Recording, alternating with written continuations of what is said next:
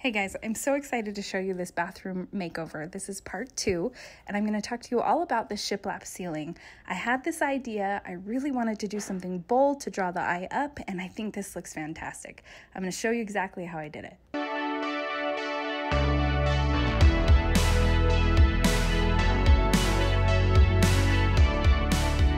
I'm Brandy. Welcome to Eternal Harvest Home Decor. This is part 2 of my half bath reno series, and I'm going to talk a little bit about paneling a ceiling. I'm shiplapping the whole thing in this little tiny bathroom. It's going to be really fun, and I'm going to give it a pop of color to really bring your eye to it. If you're new to my channel, welcome. I do a ton of DIY and woodworking. I take you along with me, teach you the tips and tricks that I know.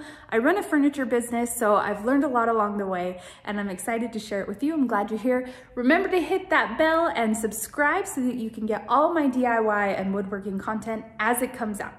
As always, I will have everything in the description below, so make sure you can check that out and go to those links. They are affiliate links. They help me out a little bit, but it's also good information for you as to what I'm using for all of these projects.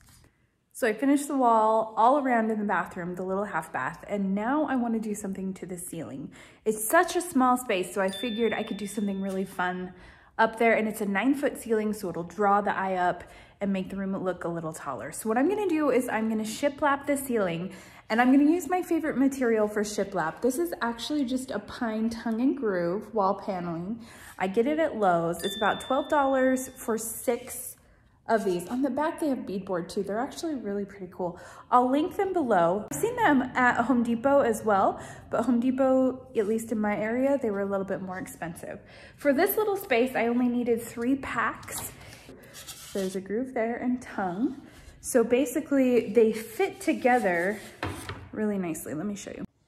So you've got to make sure when you're cutting your pieces, especially if you have an angle, that the tongue is on the right side of the angle that it needs to go into when you're actually placing it. And then you have a groove, so you'll cut that next, and then they actually slide together just like that. It's really sweet. So the very first thing I'm going to do is measure this space, and I'm going to use this little gadget that I have, and I'll link it below, that helps me to find an angle. Once I found that first angle, which ended up just being a 45, it was easy to cut a couple pieces at once and put them in. So ceiling fans like this that are in bathrooms are usually pretty flexible, and they have some play, meaning they're attached with springs and you can pull them down a little bit. And this allowed me to fit this 1/8" piece just underneath the fan and to build around. So what I love most about this material is that it's only about 1/8 inch thick, which means that it's super lightweight. So when you're going on the ceiling, I really don't need much to adhere this to keep it up there. So I'm just using 1/2" brad nails. I am not using any glue. I would recommend that you do not use any glue, because if you want to change it out, it would be really difficult, and you'd have to do drywall, and you'd have to do texturing and stuff like that. So this has been up in my home for over a month. I've done it in other homes. Because it's so lightweight and it's tongue and groove, you don't need anything like that.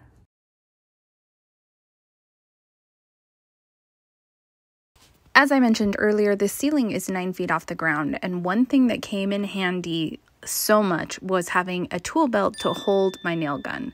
I found this on Amazon. I'll link it below. It's lightweight. It's not a huge tool belt that wraps around your body, and it's not so heavy that it pulled me down. So I really liked it, but I was able to also loop my nail gun on there, which helped when I was up so high.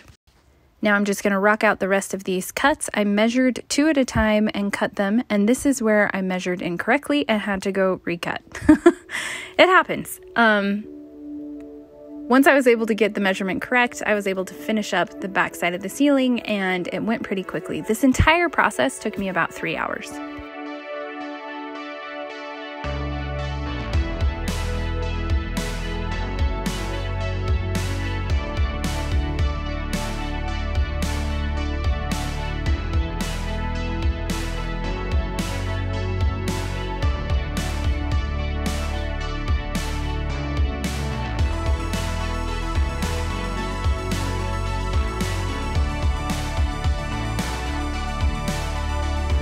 Once I had all the shiplap on, it was time to paint. I had to fight my husband, or actually I was very sneaky in picking the color. He's not a fan of green, and I'm putting it all throughout my house. So I'll link the color below. It is Sherwin-Williams Olive, and I really love how it pulled all the warm tones and really made this a boho feeling bathroom, which was my goal.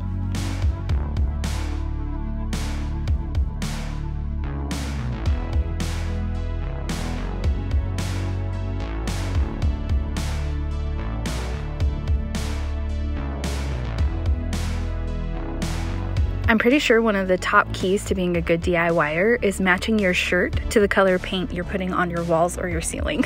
I had no idea I was matching this day, and it just kind of worked out. Apparently I was really feeling this olive color.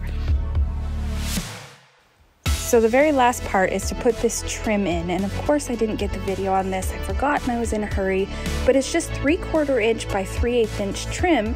I painted it before installing it and also before I did the touch-ups here. And it really pulls everything together. You don't have to worry about painting all the way to the edge. It's a nice clean look. I also painted the fan cover. I wanted it to blend in as much as possible, and so I painted the outside of it with my roller. As always, thank you so much for tuning in. I'm so glad you're here. Links are in the description below, and stay tuned for part 3.